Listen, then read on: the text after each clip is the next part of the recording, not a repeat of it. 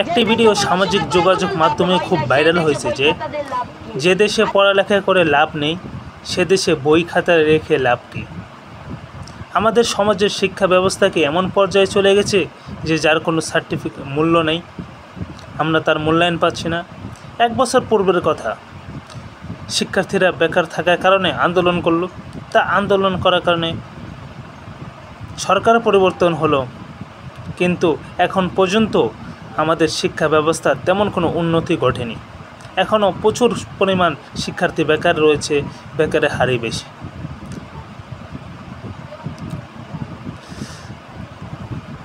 একটা কথা প্রচলিত আছে, যে ব্যক্তি যত বেশি শিক্ষিত তার বেকার থাকার সম্ভাবনা তত বেশি।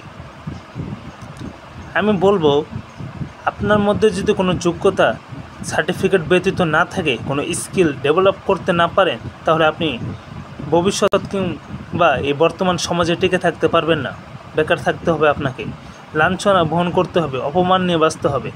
আপনি যদি লাঞ্ছনা শুনতে না চান, কটুকথা শুনতে না চান, তাহলে নিজের মধ্যে একটি দক্ষতা যোগ্যতা অর্জন করা শুরু করেন এখন থেকেই। যদি এখন আপনার বয়স 18-র নিচেও হয় বা 20 হয়ে গেছে, তারপরেও এখন থেকে শুরু করে দিন। অল্প সময়ের মধ্যে ইনশাল্লাহ আপনি খুব দ্রুত একটা যোগ্যতা অর্জন করার চেষ্টা করুন, যাতে আপনি নিজে কিছু করতে পারেন। যদি কোথাও সার্টিফিকেট নিয়ে চাকরি নিতেও যান, হয়তো অনেকে ইন্টারভিউ দিয়েছেন বা এখনও পড়ালেখা করছেন, ভবিষ্যতে যদি কখনও চাকরির জন্য আবেদন করেন, তখন আপনাকে জিজ্ঞেস করা হবে কত বছরের অভিজ্ঞতা আছে।